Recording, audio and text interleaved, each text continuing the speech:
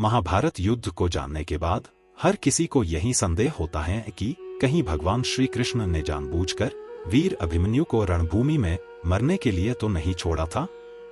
क्या रहस्य है इसके पीछे? इस रहस्य को उजागर करने के लिए हमें महाभारत युद्ध में वीर अभिमन्यु का योगदान और भगवान श्री कृष्ण का सामर्थ्य, यह दोनों बातें समझनी होगी। सबसे पहले हम वीर अभिमन्यु को परखते हैं। क्या उनसे कोई गलती हुई थी जिस कारण भगवान श्री कृष्ण ने अभिमन्यु के प्राण नहीं बचाए? इसके लिए वीर अभिमन्यु का महाभारत युद्ध में योगदान जानना होगा। तो चलिए जानते हैं इस रहस्य को। महाभारत युद्ध में वीर अभिमन्यु ने अपने पराक्रम से दुर्योधन सहित सभी महारथियों को धूल चटाई थी। इस कारण इतने सारे महायोद्धा होते हुए भी युधिष्ठिर को बंदी बनाने में दुर्योधन बार बार असफल हो रहा था। भीम ने दुर्योधन के 50 भाइयों को यम सदन भेज दिया था। इसलिए दुर्योधन का क्रोध असंतुलित हो चुका था। शकुनी ने दुर्योधन को बताया कि जब तक अर्जुन रणभूमि में है तब तक हम अभिमन्यु का वध नहीं कर सकते। अर्जुन को युद्ध क्षेत्र से बाहर करने के लिए शकुनी ने एक योजना बनाई। महाराज विराट, जो कि पांडवों के पक्ष से कौरवों के विरुद्ध युद्ध लड़ रहे थे, महाराज विराट ने अपनी सारी सेना और संपत्ति इस युद्ध में लगा दी थी। इसी कारण महाराज विराट के मत्स्य प्रदेश में सेना ना के बराबर थी। शकुनी ने कौरव सेना की एक बड़ी टुकड़ी मत्स्य प्रदेश पर आक्रमण करने हेतु रात ही में भेज दी। सुबह होने पर यह समाचार पांडवों को ज्ञात हुआ। उस पर भगवान श्री कृष्ण ने पांडवों से कहा, मैं अर्जुन के रथ को वायु वेग से हाँक कर उस सेना तक ले जा सकता हूं। उस सेना से युद्ध करने के लिए अर्जुन अकेला ही पर्याप्त है। यहां कुरुक्षेत्र में अन्य योद्धाओं के साथ मिलकर आप सभी स्थिति को संभाल लेना।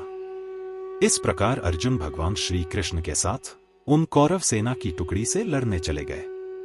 उसी समय गुरु द्रोणाचार्य ने चक्रव्यूह की रचना की और उसी दिन दुर्योधन का जीजा जयद्रथ महादेव से वरदान प्राप्त कर युद्ध में सम्मिलित हुआ था।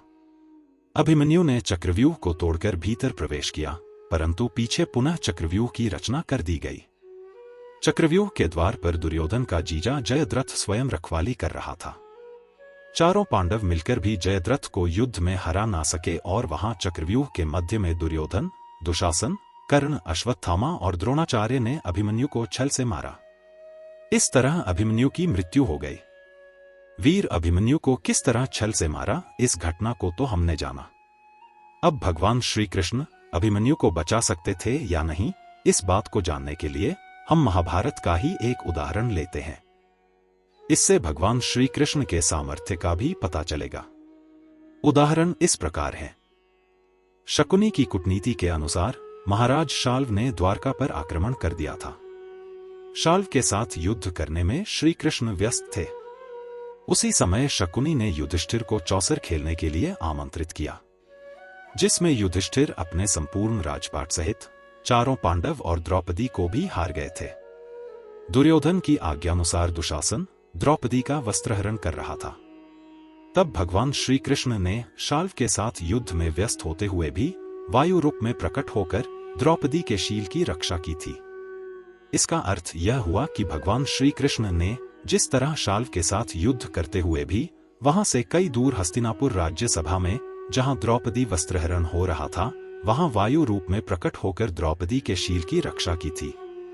ठीक उसी प्रकार रणभूमि से दूर अर्जुन के साथ होने पर भी भगवान श्री कृष्ण वायु रूप में प्रकट होकर रणभूमि में युद्ध कर रहे अभिमन्यु की रक्षा करने में सक्षम थे। परंतु फिर भी भगवान श्री कृष्ण ने अभिमन्यु के प्राणों की रक्षा नहीं की। किंतु भगवान श्री कृष्ण ने ऐसा क्यों किया, तो चलिए इस रहस्य से पर्दा उठाते हैं। पूर्व में जो दानव थे, प्रारब्ध अनुसार उनका जन्म द्वापर युग में होने वाला था। कालनेमी दैत्य ने कंस, दानव राज विप्रचित्ति ने जरासंध, तो शिशुपाल के रूप में हिरण्यकश्यपु ने जन्म लिया। बृहस्पति के अंश से द्रोणाचार्य, तो रुद्र के एक गण ने कृपाचार्य के रूप में जन्म लिया। कर्ण ने सूर्य के अंश से, तो शकुनी ने द्वापर युग के अंश से और पुलस्त्य वंश के राक्षसों ने दुर्योधन और उसके भाइयों के रूप में जन्म लिया। अश्वत्थामा महादेव के अंश से, तो वसु गंगा पुत्र भीष्म के रूप में जन्मे थे। धीरे धीरे अधर्म का साम्राज्य अपने हाथ पांव फैलाने लगा था। तभी भगवान विष्णु ने 16 कलाओं सहित कृष्ण अवतार लिया। ऐसे ही धर्म के अवतार रूप में युधिष्ठिर, भीम वायुदेव, अर्जुन इंद्र और नकुल सहदेव अश्विनी कुमारों के अंश से जन्मे। तो धृष्टद्युम्न अग्निदेव के अंश रूप में धरती पर आए। परंतु चंद्रमा को जब उनके पुत्र वर्चा को अवतार लेने को कहा तो पहले उन्होंने मना कर दिया। इस पर ब्रह्मा जी ने कहा, यह धर्म कार्य है, तुम्हारे पुत्र वर्चा का अवतार लेना कर्तव्य है। इस पर चंद्रमा ने निराशा से कहा, मैं अपने प्राणों से प्रिय पुत्र वर्चा को भूलोक नहीं भेजना चाहता, परंतु मेरा पुत्र वर्चा मनुष्य बनेगा तो भूलोक में अधिक समय तक नहीं रहेगा। इंद्र के अंश से जन्मे अर्जुन ही वर्चा के पिता होंगे। नर नारायण यानी कि अर्जुन और श्री कृष्ण की अनुपस्थिति में मेरा पुत्र चक्रव्यूह का भेदन कर सायंकाल में प्राण त्याग कर पुनः वर्चा रूप में मुझसे आ मिलेगा। साथ ही इसकी पत्नी से जो पुत्र होगा वही कुरुकुल का वंशधर होकर राजा बनेगा। चंद्रमा की इन सभी बातों को देवताओं ने मान लिया।